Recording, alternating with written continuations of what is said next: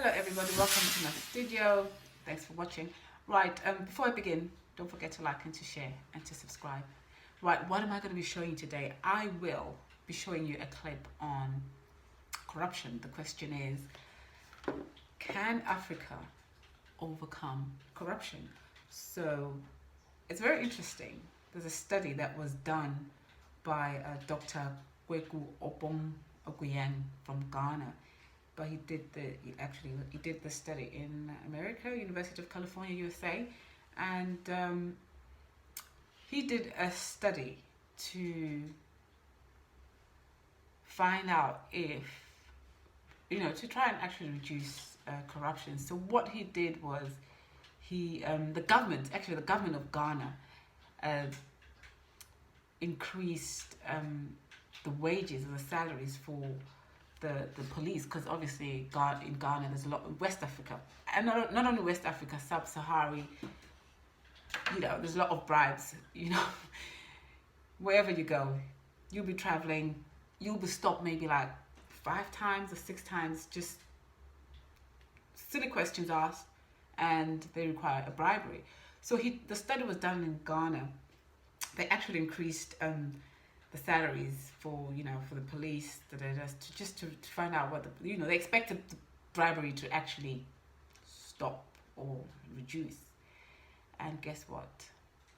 It actually increased. So I'll be showing you a clip on that study that was done, and that's quite shocking, because you would assume that if you increase somebody's salary, then they don't see the use of stealing or bribing. But in this research that was done in Ghana in 2010, it just went up. The stealing, because bribery is stealing, the corruption just increased. So watch this clip and tell me what you think about Dr. Kweku Opong-Oguyang study in Ghana. Okay. Corruption is a global problem, which nearly every country on Earth deals with in one way or another. The 2015 Corruption Perceptions Index, published by Transparency International, is a valuable tool for insights about what parts of the world suffer the most from bribery, embezzlement, and other abuses of power.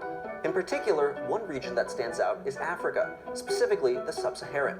According to the index, 6 of the 10 most corrupt countries are in Africa, with Somalia at the bottom of the list. The worst affected countries are also some of the poorest in the world, and while corruption helps a select few, it costs the continent billions. One study shared by the United Nations estimates roughly $150 billion is lost to corruption every year just in Africa alone. When we think about political structures in developing countries, they tend to be very weak. They tend to be very centralized in the sense that there may be one charismatic person who's driving the whole or a big slice of politics in a developing country. That's Dr. Kweku Opong-Oguyang, a postdoctoral research fellow at the Blum Center for Developing Economies at the University of California, Berkeley. In one study, Dr. Opong-Oguyang looked at the effects of raising salaries for police officers in order to curb bribery in West Africa. If you spend any amount of time driving West Africa, you often don't go very far before you're stopped at checkpoints and extorted by police officers and other government officials. Well, in 2010, the government of Ghana decided to raise the salaries of police officers. So this provided a nice natural experiment for us to see whether higher salaries reduced or worsened corruption. By paying officers more money up front, officials hoped that not only would it mitigate their need for petty bribery, but also increase the risk of losing that higher salary by being fired for corruption. The researchers expected corruption to fall, but the exact opposite ended up happening. Police officers would stop drivers more often and attempt to extort even more money than before, an increase of roughly 25%. A number of theories have been proposed to explain the seemingly contradictory results. So perhaps different social reasons played a role in people extorting more money where we would have expected less money. Think about what you're paid versus what you think you deserve. If there's a difference between these two, that difference would be what you'll be stealing.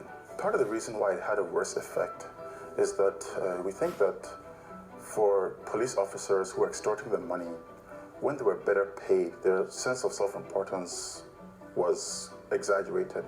While these issues were examined in Ghana, Dr. Opong-Oguyang says that they can be extrapolated to include the rest of Africa, and so can some of the solutions.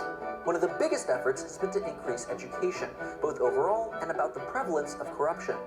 you may come to think that it's normal, it's acceptable, since it's all that you know. So one of the big policies which have to be focused on has to do with raising awareness and education in developing countries, as well as providing the broader structures for policies to work. Another suggestion has been to implement more technological solutions, like people paying for their transit fares through a mobile app, leaving no room for bribed cash transactions. You know, if you are dealing with a person, it's easier for the person to extort money from you, but if you're dealing with a machine, that part is taken out of the discussion. So there's a big race to automate as much of government services in Africa as possible to remove the middleman who may extort bribes. While corruption continues to plague much of the developing world, many solutions have been proposed, yet the problem has seen little improvement. While Dr. Apoko Ajiman's observations and solutions are valid, they'll likely take a long time to implement and an even longer time to take effect.